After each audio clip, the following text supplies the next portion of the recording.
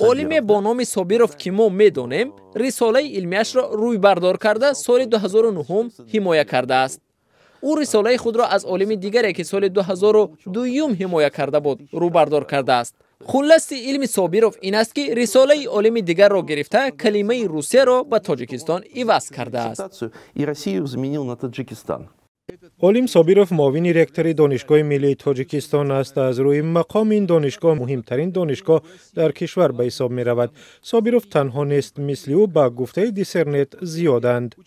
این نام‌هایی هستند که اخیراً در دیسرنت نشر شدند. عبدالواسع حکیموف رئیس یکی از فاندهای بانک ملی تاجیکستان، نامزد علم‌های اقتصادی، اصلی نظروف رئیس سابق شرکت برق تاجیک، نامزد علم‌های اقتصادی، دولتشاه گل محمدوف رئیس ولایت ختلان، اندری رستوفسف یکی از مؤسسان دیسرنت میگوید نه تنها کار عالمان تاجیکستان بلکه دیسرتاسی‌های عالمان اوکراین و مغولستان را هم تحقیق کردند. 10 سال پیش میگفتند که رساله های علمی را کسی نمیخواند. اینها را به کتابخانه ها میبرند و در آنجا چنگ خورده خواب میکنند.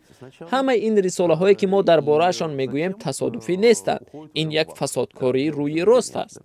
مؤلف اگر اینها را مؤلف گفتن ممکن باشد پول میدهد و این پول ها از آشیانه یکم این فساد، از آنهایی که این کتابچه ها را برای آنها می نویسند تا به بالا می رسد.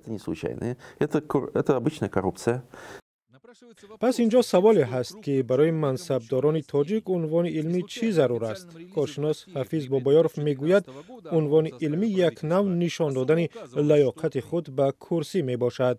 تا جایی که من میدانم هستند گروه هایی که در خود تاجیکستان و هم بیرون از تاجیکستان که به همین گونه مثلا کار یا به همین گونه بیزنس مشغول هستند.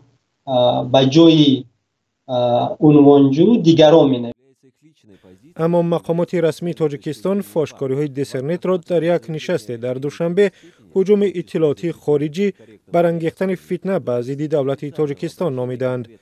هنگام بررسی امنیت اطلاعاتی آنها گفتند که اقدام‌های دیسرنت هم بخشی از این حمله هاست.